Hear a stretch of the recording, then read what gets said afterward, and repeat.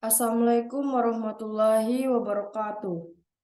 Yang terhormat Ibu Fitri Silpalin SPIMP selaku dosen pembimbing PKL, serta rekan-rekan yang berbahagia. Di sini saya Olivia Kanati serta rekan-rekan saya yaitu Donalista dan Lindia Tika akan mengajak rekan-rekan semua untuk mempelajari bagaimana teknik pembenihan udang faname dengan nama ilmiah Lithopeneus paname di PT Suritani Pemuka Unit Hatchery Anyer, Banten.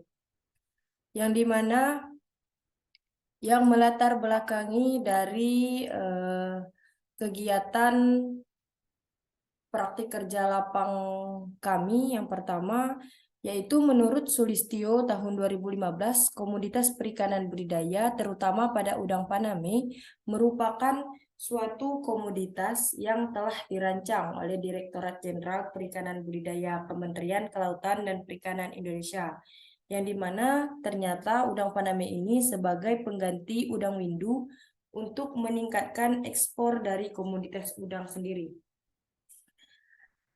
Kemudian berkenaan dengan itu, pemerintah dari Kabupaten Bangka sendiri mendukung dalam adanya budidaya udang faname tersebut karena udang faname ini memiliki nilai jual yang cukup tinggi.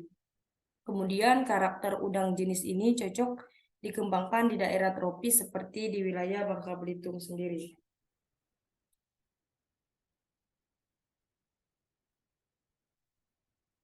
Adapun tujuan dari praktik kerja lapang yang kami lakukan, yang pertama untuk mempelajari teknik pembenihan udang faname. Kemudian mempelajari teknik pemeliharaan larva udang faname.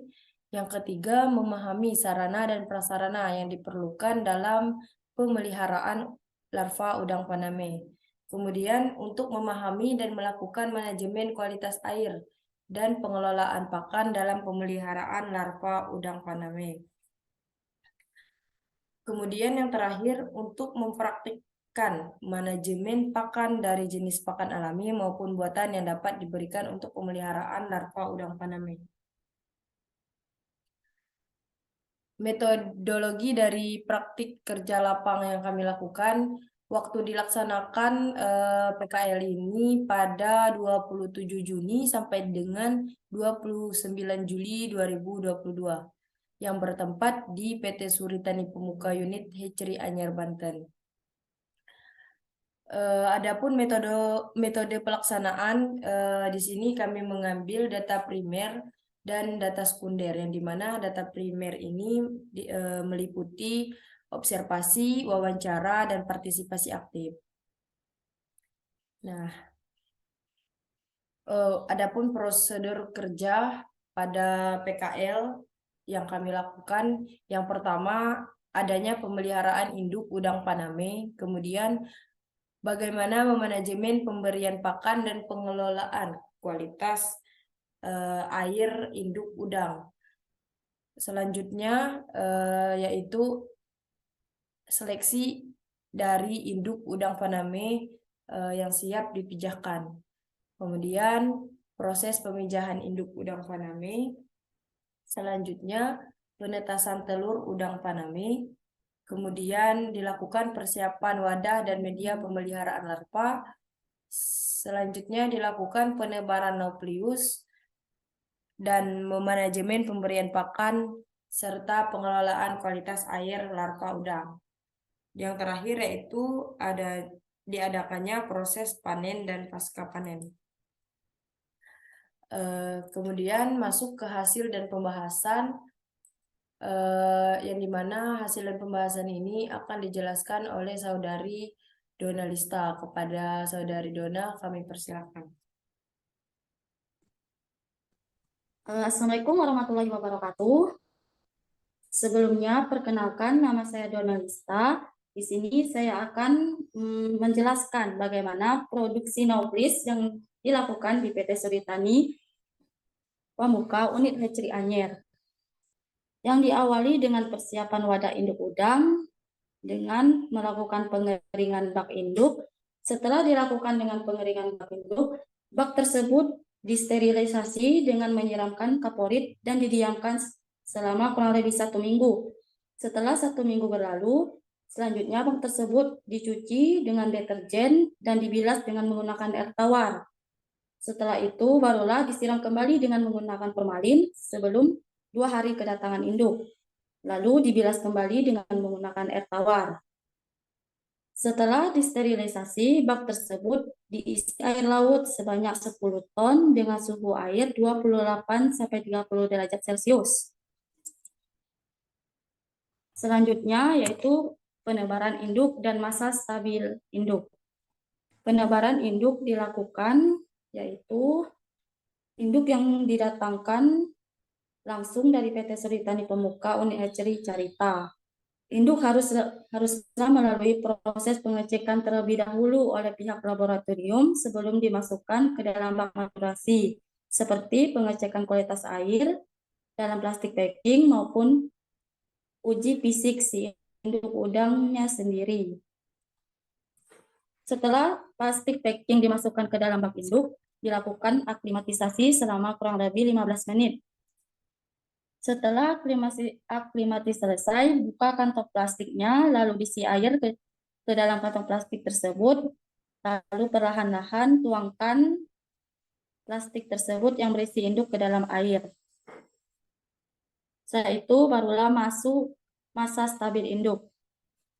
Setelah 2 minggu waktunya induk setelah 2 minggu masuk ke dalam masa stabilisasi induk, barulah induk dilakukan dengan pengablasian. Ablasi dilakukan dengan memotong tangkai mata sebelah kiri atau kanan si betina yang bertujuan untuk mempercepat pematangan gonad dan kurun waktu 2-3 hari induk biasanya sudah ada yang matang gonad. Selanjutnya yaitu adalah manajemen pakan cumi yang diberikan 6 kali sehari yang digiling dan diberikan selama 5 kali sehari pada jam 8 pagi, 11 siang, jam 2 siang, dan jam 8 malam. Dan ditambahkan dengan vitamin B kompleks yang berguna untuk meningkatkan nafsu makan si udang, dan natur E yang berfungsi untuk memperbagus kulit udang. Sedangkan cacing laut diberikan 1 kali sehari pada jam 2 pagi, dan tidak ditambahkan lagi vitamin B kompleks dan natur E karena di dalam cacing itu sudah mengandung banyak vitamin, protein, dan nutrisi yang cukup tinggi. Adapun kandungan nutrisi pada pakan induk pada udang Paname yaitu cacing laut dengan kadar air 10,97%, dengan protein 52,26%, lemak 29,83%, dan kadar abu 11,06%.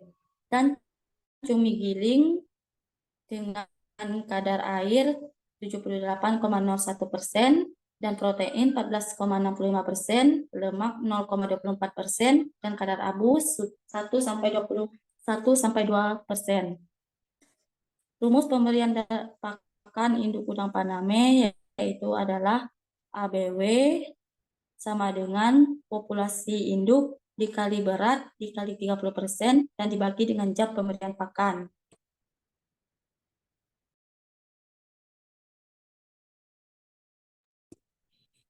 Adapun tingkat kematangan gonad pada induk udang Paname yaitu TGG1, garis opari terlihat hijau ke hitam-hitaman yang kemudian membesar pada akhir TGG1, garis nampak jelas berubah garis lurus yang tebal. Pada tingkat kematangan gonad 2, warna opari semakin jelas dan semakin tebal. Pada akhir TKG2, oparium membentuk gelembung pada ruas abdomen pertama. Pada TKG 3 terbentuk gelembung pada abdomen kedua. Opari meluas sampai ke bagian kepala dan bercabang ke kiri dan ke kanan. Pada tingkat kematangan gonad 4, bagian oparium terlihat pucat yang berarti telur telah dilepaskan.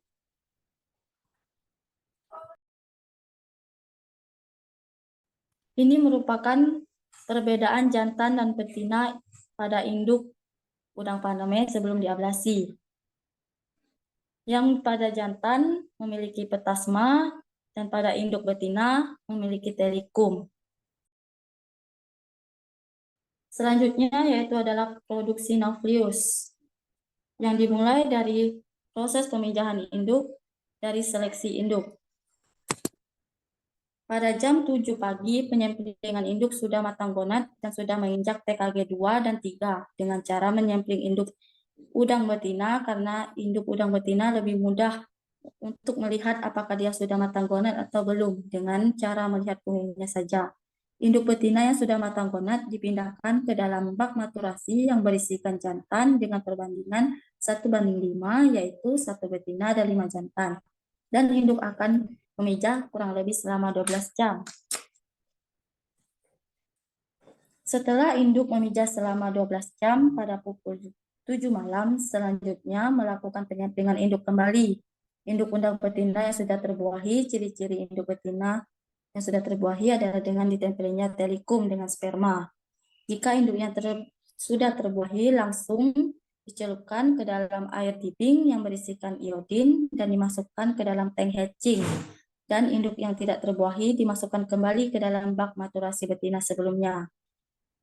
Selanjutnya, induk akan mengeluarkan telurnya selama 8 jam. Setelah 8 jam, induk di dalam tank hatching dikeluarkan atau dipijahkan dengan telurnya yang dikembalikan lagi ke dalam bak maturasi sebelumnya.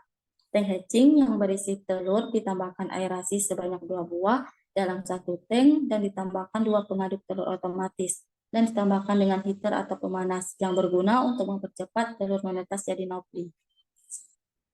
Selanjutnya, setelah telur menetas menjadi naupli selama 12 jam. Setelah 12 jam, telur tersebut sudah menetas menjadi naupli walaupun kadang tidak semuanya.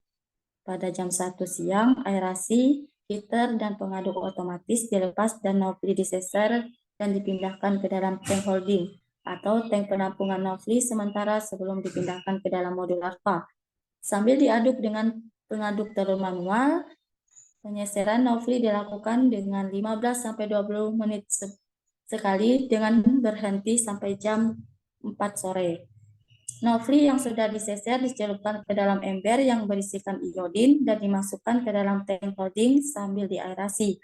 Tujuan naupli dimasukkan ke dalam tank holding ini agar naupli tidak tercampur dengan naupli yang belum menetas sempurna. Selanjutnya, untuk pengemasan naupli berada di tank holding selama 8 jam. Dan penebaran naupli berada di tank holding selama 18 jam.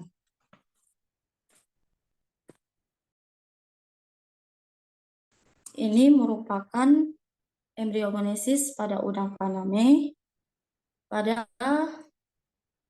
waktu 30 menit, sel telur mengalami pembelahan menjadi 2 sel. Pada 1 jam, sel telur mengalami pembelahan sel yang kedua menjadi 4 sel. Pada 2 jam, sel telur mengalami perkembangan cepat hingga 128 sel. Dan pada 3 jam, sel telur mencapai fase morula, yaitu terjadi peningkatan jumlah sel. Pada 4 jam, perkembangan embrio terus berlanjut hingga menjadi 2 lapis atau endoderm dan ektoderm. Selanjutnya, pada 5 jam mulai terjadinya pelekukan atau inpagination yang nantinya akan berkembang membentuk jaringan tubuh. Pada 6 jam, bagian-bagian sel terus berkembang membentuk jaringan-jaringan nukleus. Dan pada 7 jam perkembangan embrio menjadi fase blastula, yaitu embrio mengalami perkembangan embrional. Dan yang 8 jam, cabang-cabang pertumbuhan akan berkembang membentuk organ-organ bakal naupli. Pada 9 jam, perkembangan organ-organ nukleus tersebut berlanjut hingga membentuk organ yang spesifik. Pada 10 jam, organ-organ tubuh mulai terbentuk seperti antena dan antenula. Dan pada 11 jam, organ-organ tubuh masih belum sempurna, sudah terbentuk setae. Dan pada 12 jam, organ-organ embrio sudah terbentuk nukleus mulai aktif dan bergerak.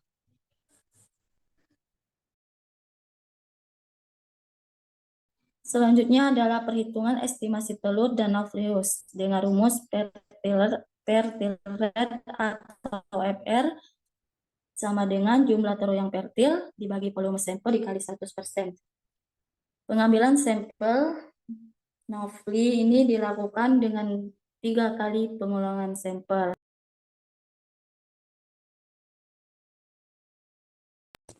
Selanjutnya adalah pengelolaan kualitas air pada induk.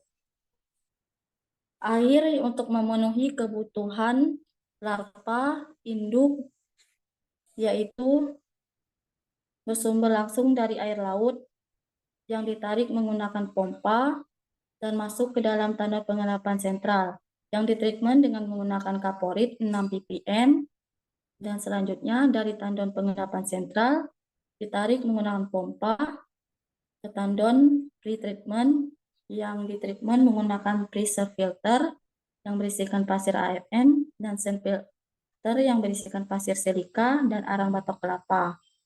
Selanjutnya dari tandon pretreatment ditarik menggunakan pompa ke tandon treatment yang ditreatment menggunakan pressure filter atau yang berisikan pasir AFM yang menggunakan ozon dan aerasi. Selanjutnya di autotest untuk mengetahui apakah air tersebut sudah netral atau belum. Selanjutnya dari tandon treatment ditarik menggunakan pompa masuk ke dalam tandon siap pakai yang ditreatment menggunakan pressure filter dan yang berisikan karbon aktif dan sinar UV. Setelah itu dari tandon siap pakai masuk ke dalam bak maturasi yaitu keperluan air untuk induk.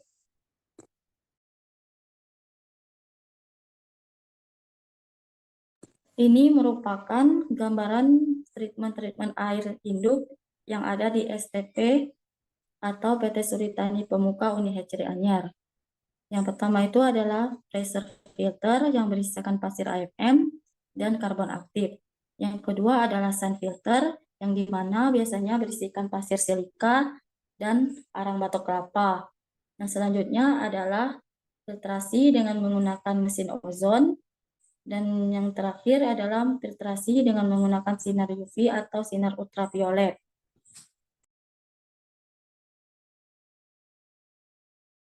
Adapun standar kualitas air yang ada di PT Suritani Pemuka Uni Hatchery Anyer, yang pertama ialah suhu dengan nilai optimal 27 sampai 28,5 derajat Celcius, salinitas 30 sampai 32 ppt, pH 7,8 sampai 8,1, alkalinitas 100 sampai 200 ppm, nitrit 0 sampai 0,5 dan amonium 0 sampai 2,5.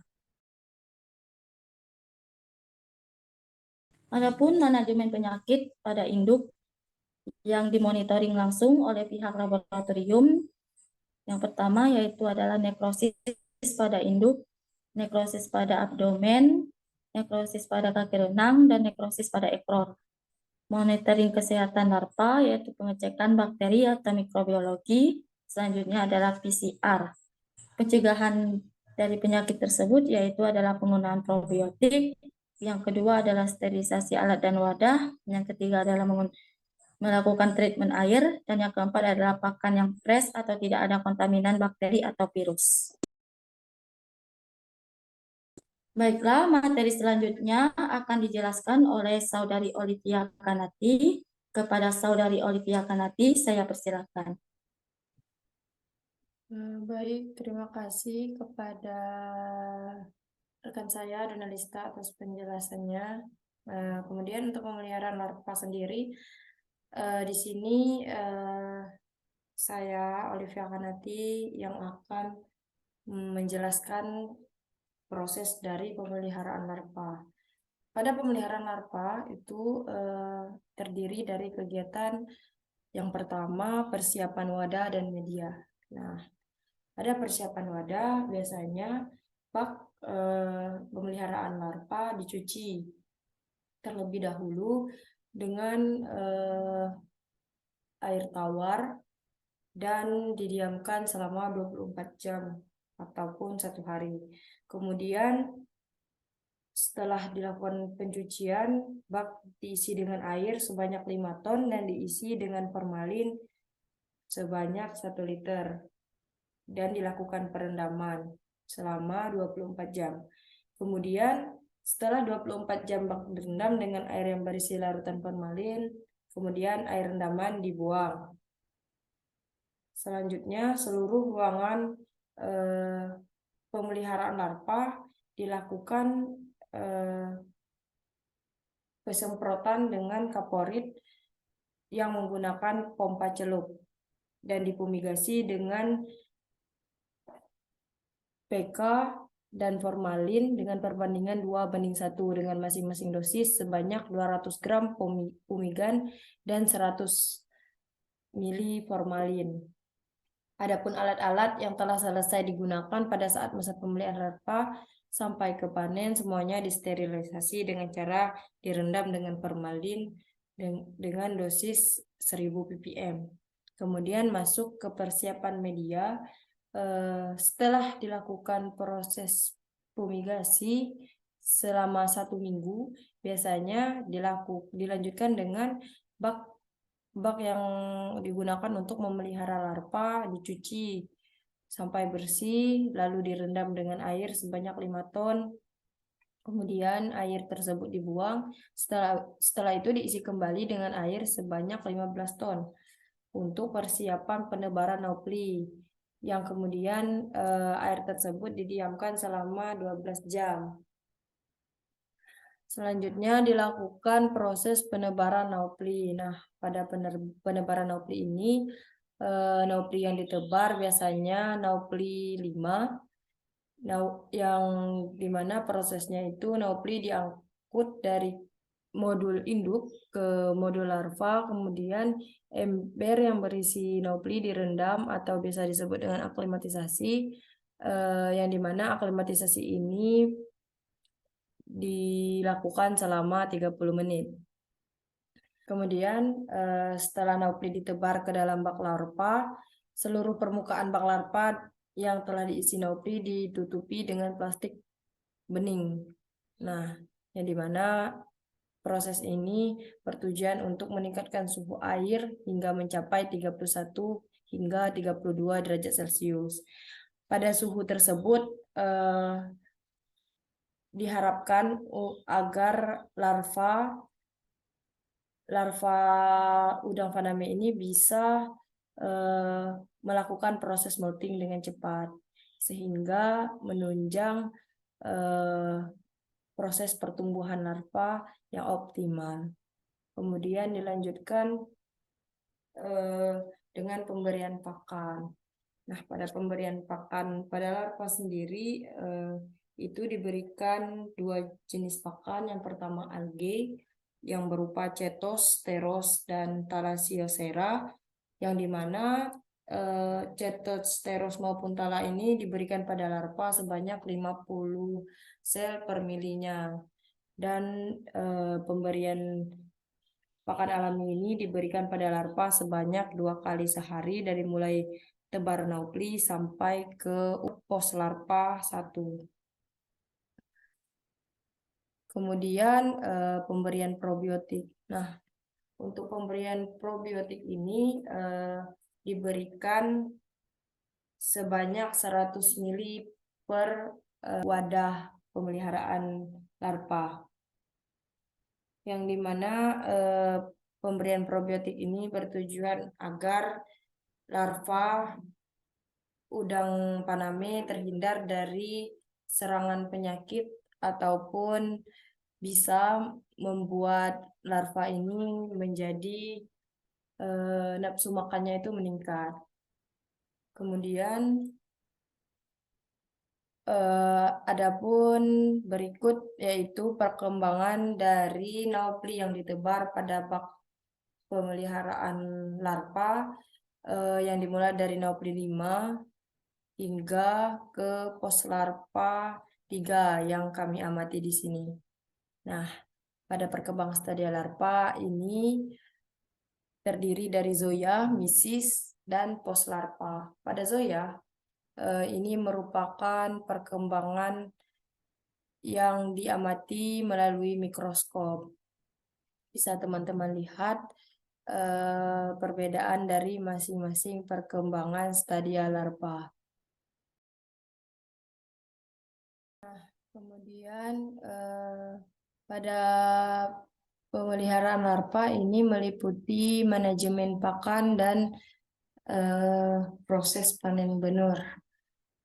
Pada manajemen pakan, dalam pemeliharaan larva ini terdiri dari dua jenis pakan. Jadi pada masa larva diberikan pakan buatan dan juga pakan alami. Pada pemberian pakan buatan pada stadia zoya 1 itu sebanyak 5 kali sehari. Dan kemudian dilanjutkan dari zoya 2 sampai ke misi 1 diberikan pakan buatan sebanyak 8 kali per harinya. Kemudian dari misi 2 sampai ke PL diberikan pakan buatan sebanyak 7 kali per hari.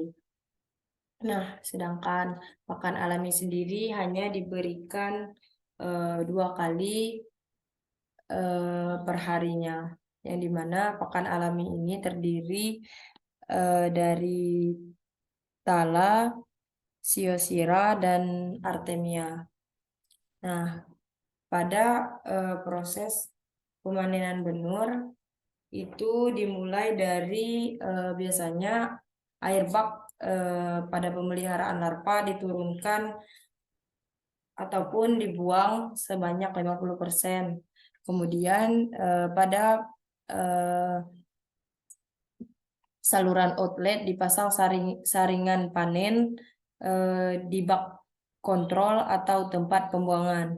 Kemudian setelah itu benur dikeluarkan lewat jalur pembuangan dan ditampung di saringan panen, lalu diseser dan dimasukkan ke ember yang berisi air yang sudah diaerasi. Kemudian ember yang berisi benur tersebut diangkut dan dimasukkan ke tank penampungan benur dengan kepadatan 500.000 ekor. Yang kemudian air di tank penampungan memiliki suhu 30 derajat Celcius dengan salinitas 25 sampai 28 ppt. Tergantung dari proses aklimatisasi yang dibutuhkan sesuai permintaan customer. Kemudian sebelum benur dimasukkan ke tank penampungan, biasanya air yang ada di dalam tank dimasukkan aksasantin, yang dimana aksasantin ini berfungsi untuk meningkatkan daya tahan dari benur yang akan dilakukan proses pengangkutan. Kemudian benur diseser dari tank penampungan benur ke styrofoam tempat proses aklimatisasi benur sebelum di-packing. Nah, benur diaklimatisasi dari mulai suhu 26 derajat Celcius kemudian ke suhu 22 derajat Celcius. Selanjutnya, benur yang selesai diaklimatisasi dilakukan scooping dengan kepadatan kurang lebih 2.200 ekor per kantong plastik packing dengan menggunakan air 2 liter air. Nah, kemudian plastik yang sudah berisikan air dan benur kemudian diisi dengan oksigen dengan perbandingan 1:2 dari air pada kantong plastik. Kemudian di-packing ke dalam styrofoam dengan 8 kantong per styrofoamnya. Kemudian styrofoam dimasukkan ke mobil dan siap dikirim ke customer. Nah, benur yang dipanen ini biasanya pada PR8 sampai ke PL9. Namun itu juga sesuai dari permintaan dari customer begitu. Kemudian jenis pakan larva yang meliputi Tala. Di sini Tala dikultur pada skala indoor, yang dimana dimulai dari kultur alge di media agar, yang kemudian dipindahkan ke kultur alge di test tube 15 mili. Setelah itu dikultur di Erlenmeyer 100 mili dan selanjutnya dikultur di Erlenmeyer 500 mili. Kemudian setelah dari Erlenmeyer 500 mili, alge dikultur kembali di toples 2 liter dan dipindahkan dalam wadah kultur alge di toples 10 liter. Nah, Kemudian pada alge skala outdoor itu terdiri dari kultur alge skala intermediate dan kultur alge pada skala massal. Nah, adapun pupuk alge dan pakan buatan pada pupuk alge menggunakan natrium fosfat, FeCl, silika, dan vitamin. Kemudian ini pada gambar proses penimbangan pakan buatan, yang dimana pakan buatan ini diberikan pada masing-masing stadia yang berbeda begitu. Kemudian pada kultur artemia dimulai dari persiapan wadah, kemudian pada persiapan media ini air diisi sebanyak 300 liter dan dipasang 2 aerasi. Kemudian ditambahkan telur artemia sebanyak 350 hingga 450 gram per tank. Nah, kemudian setelah itu telur artemia ataupun kista artemia dibiarkan selama 24 jam di aerasi sampai waktu siap panen. Kemudian setelah 24 jam, 20 menit sebelum panen artemia, tank kultur artemia ditutup dengan triplek yang menutupi permukaan tank. Hal tersebut bertujuan agar mempermudah dari proses panen artemia. Nah, kemudian artemia dipanen dengan membuka keran bawah ataupun pembuangan pada tank kultur artemia yang biasa disebut saluran outlet. Pada bagian tersebut diletakkan seser untuk memisahkan artemia dengan air. Nah, artemia dipindahkan ke ember penampungan yang berkapasitas 500 liter sebelum diberikan ke larva. Setelah proses panen artemia, kemudian dilakukan penyeseran cangkang artemia dari tank kultur artemia. Di sini tank dan perlengkapan kultur dibersihkan dan dicuci untuk digunakan pada pengkulturan selanjutnya setelah dilakukan proses pemanenan artemia. Pada artemia sendiri diberikan pada larva saat sudah memasuki fase pos larva sampai ke panen, dan waktu pemberiannya pada jam 9 pagi dan jam 10 malam. Nah, selain menggunakan artemia kultur, larva biasanya juga diberikan artemia instar. Artemia instar ini biasa diberikan dari mulai mesis 2 sampai ke panen pada jam pemberian pakan yang sama seperti artemia yang dikultur. Nah, pada pakan larva udang Paname berdasarkan stadianya, jadi alge diberikan dari mulai naupli hingga ke pos larva 1. Nah, sedangkan pakan buatan diberikan dari Zoya 1 hingga ke PL9 ataupun PL panen. Dan artemia sendiri diberikan dari mulai pos larva 1 hingga ke pos larva panen.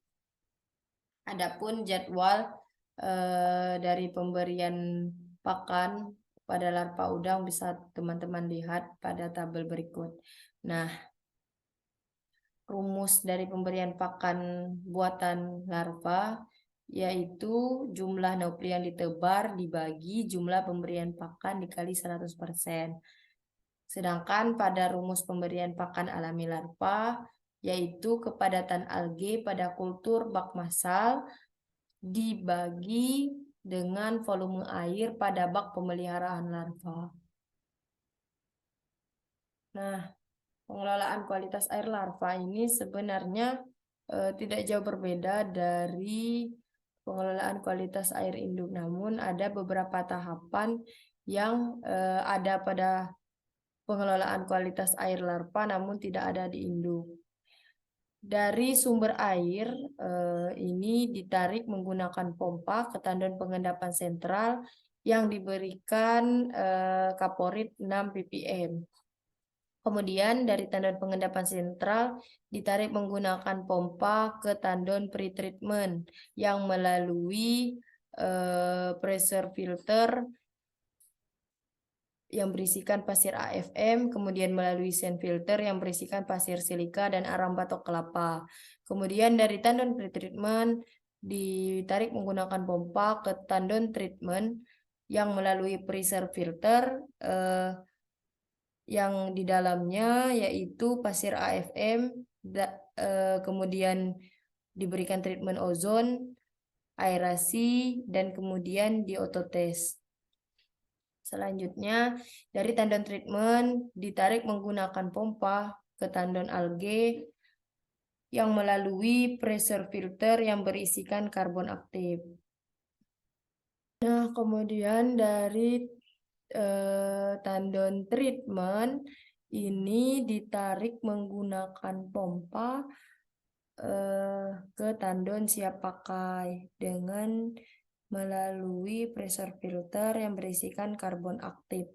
Kemudian dari tandon siap pakai ditarik menggunakan pompa ke dalam wadah pemeliharaan larva melalui cartridge filter dengan ukuran 0,10 mikron, cartridge filter 0,5 mikron, cartridge filter 0,07 mikron, dan melalui sinar UV.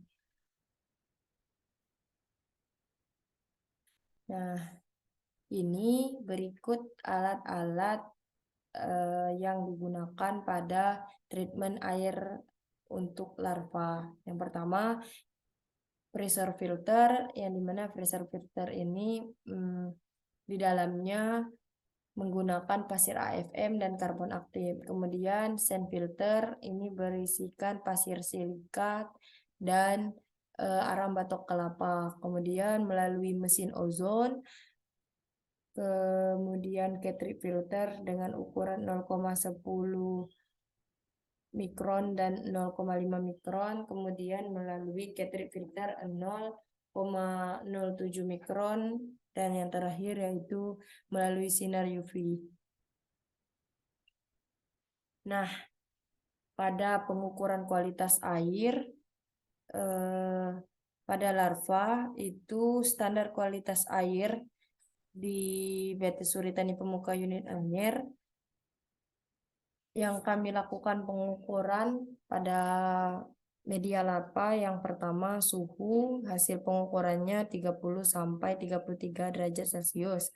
Kemudian salinitas 30 hingga 32 ppt, pH 7,8 sampai 8,1, yang alkalinitas 100 sampai 200 ppm, kemudian nitrit atau NO2 0 sampai 0,5, kemudian amonium atau NH4 0 sampai 0,5.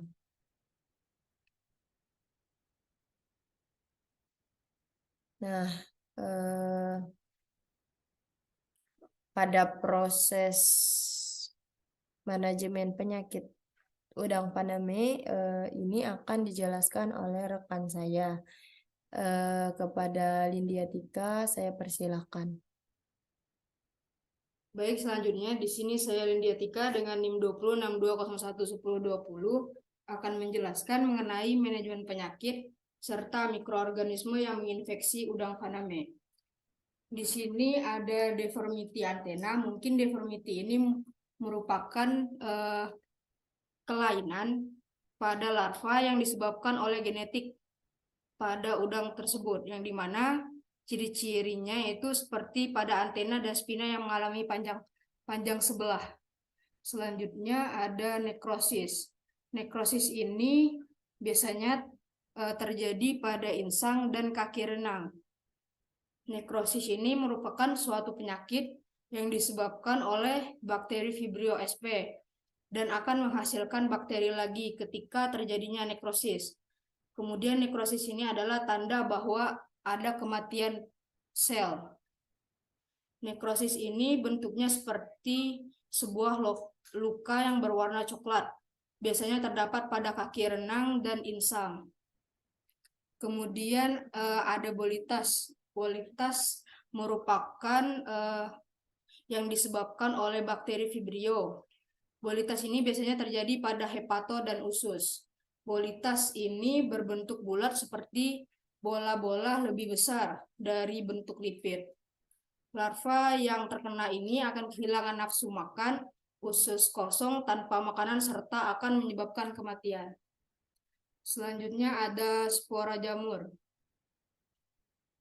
Spora jamur ini adalah penempelan yang terjadi pada tubuh larva dengan adanya jamur pada tubuh. Selanjutnya ada vorticella. Vorticella merupakan penempelan juga yang terjadi pada sekitar tubuh larva. Vorticella biasanya berbentuk seperti trompet. Kemudian ada pengecekan bakteri atau mikrobiologi. Sebelum mengecek bakteri, di sini untuk mengetahui adanya bakteri tersebut, kita ada beberapa tahap. Yang pertama itu ada pembuatan agar.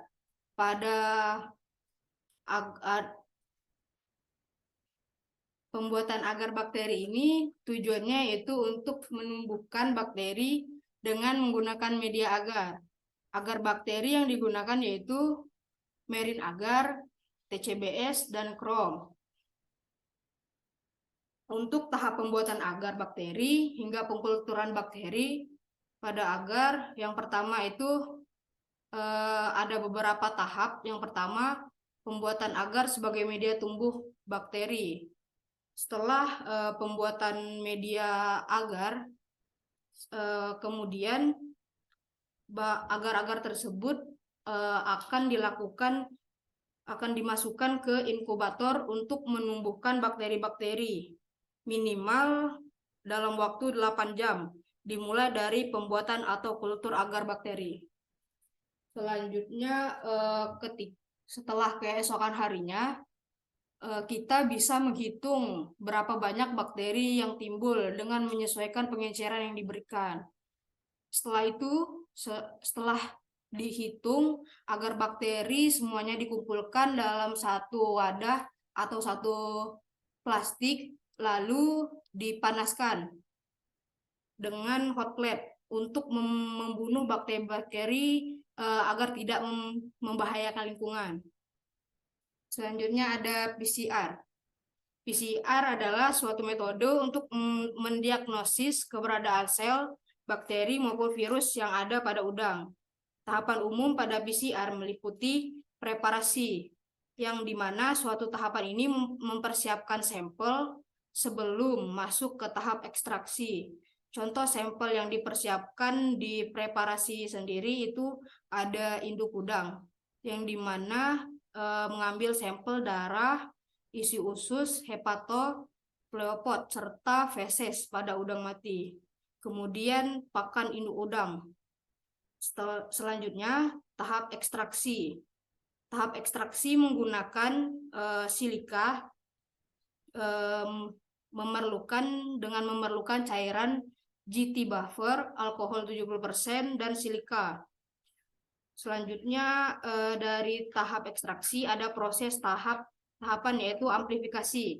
Jadi amplifikasi ini memiliki 3 tahap, yaitu denaturasi, annealing, dan extension. Denaturasi ini menggunakan suhu 92 sampai dengan 96 derajat Celcius. Annealing menggunakan suhu 50 sampai 70 derajat Celcius, sedangkan extension 50 derajat Celcius, di bawah 50 derajat Celcius. Setelah diamplifikasi, lanjut ke tahap elektroforesis dengan menggunakan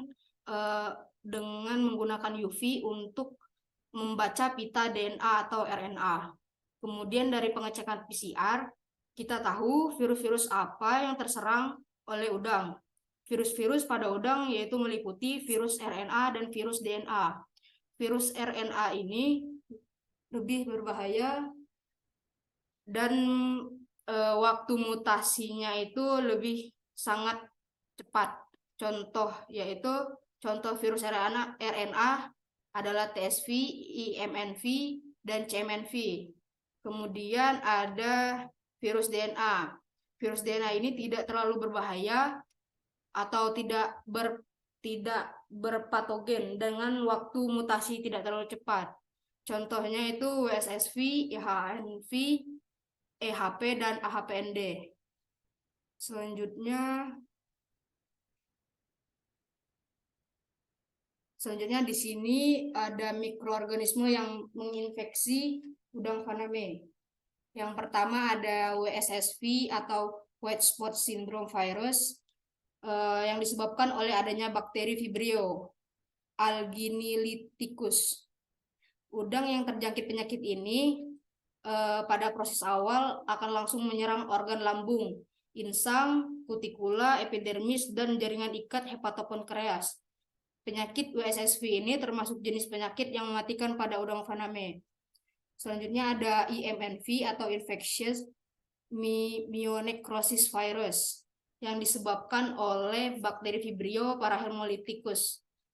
Virus ini merupakan salah satu penyakit pada udang yang paling ganas dan juga mematikan, sehingga bisa menyebabkan kerugian yang besar bagi pembudidaya. Selanjutnya ada TSV, Tauran Syndrome Virus. Penyakit ini merupakan penyakit yang cukup viral pada udang, khususnya pada udang faname yang sangat menular. Penyakit ini menyerang udang pada semua ukuran atau umur dengan sistem budidaya. Kemudian ada IHHNV atau Infectious Hypodermal and Hematopoietic Necrosis Virus yang menyebabkan udang menjadi kerdil atau run deformity syndrome dan berbagai cacat kutikula udang, khususnya pada daerah rostrum, antena, dada, dan abdomen. Penyakit IHHNV ini menyerang semua stadia hidup udang. Penyakit baik telur, larva, postlarva, juvenil maupun dewasa. Selanjutnya ada CMNV atau Covert Mortality Nodavirus. Selanjutnya ada EHP, Enterocytozoon hepatopenae, yang dimana penyakit ini merupakan salah satu jenis Microsporidia yang menyerang udang sehingga dapat menyebabkan pertumbuhan lambat. Gejala klinis virus ini tidak diketahui dengan pasti dan hanya diketahui bahwa udang yang terinfeksi tersebut akan mengalami kematian yang sangat merugikan budidaya. Kemudian ada AHPND, yaitu Acute Hepatopancreas Necrosis Disease. Penyakit ini menyebabkan organ pencernaan seperti usus tengah, hepatopankreas, dan lambung pada udang berwarna pucat atau putih dan kosong. Penyakit yang awalnya dikenal EHP ini EMS. Selanjutnya saya kembalikan ke moderator. Baiklah, adapun kesimpulan dari tujuan dilakukannya praktik kerja lapang kami, yang pertama, aspek teknis kegiatan pembenihan udang faname di PT Suritani Pemuka Unit Anyer meliputi persiapan wadah dan media pemeliharaan, proses penebaran aklimatisasi induk, proses ablasi, pengelolaan pakan, pengelolaan kualitas air, pematangan gonad, proses pemijahan, proses peneluran dan penetasan telur, dan proses pemanenan naupli. Kemudian teknik pemeliharaan larva udang faname di PT Suritani Pemuka Unit Hatchery Anyer, yaitu meliputi persiapan wadah dan media pemeliharaan benur, penebaran Nauplius, dan untuk menghasilkan larva yang berkualitas maka harus memperhatikan kualitas air, pemberian pakan, dan pengendalian hama dan penyakit. Adapun sarana dan prasarana yang mendukung dalam kegiatan pembenihan udang tersebut dapat berupa fasilitas utama dan fasilitas pendukung, yang dimana fasilitas utama ini terdiri dari sumber listrik, sistem pengairan air laut dan air tawar, wadah dan tata letak wadah, serta sistem aerasi. Sedangkan fasilitas pendukung yaitu bangunan kerja yang meliputi mes pegawai dan tamu, musola, kantor, gudang, laboratorium, ruang genset, ruang pompa, ruang blower, kantin, alat transportasi, dan peralatan pendukung lainnya. Nah, kemudian manajemen dalam pengelolaan kualitas air pada pemeliharaan induk dilakukan dengan cara pergantian air sistem flow trough, di mana terdapat saluran pemasukan air dan pengeluaran air yang dilakukan setiap hari dan dilakukan penyiponan untuk membersihkan sisa pakan dan molting udang. Sedangkan untuk sistem pengelolaan kualitas air pada pemeliharaan larva dilakukan dengan pemberian probiotik sehingga menjaga suhu air dan menjaga suplai oksigen pada air serta pengecekan kualitas air.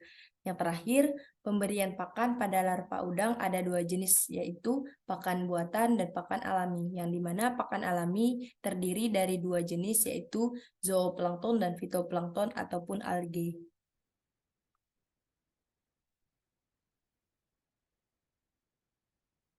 Mungkin itu saja yang bisa kami sampaikan kepada teman-teman sekalian. Harapan saya setelah rekan-rekan menyimak penyampaian dari kami agar bisa memberi bagaimana gambaran terhadap rekan-rekan sekalian yang nantinya akan melaksanakan seminar hasil dari praktik kerja lapang. Nah, saya Olivia Kanati serta rekan-rekan saya, Donalista dan Lindia Tika, mengucapkan terima kasih atas perhatiannya.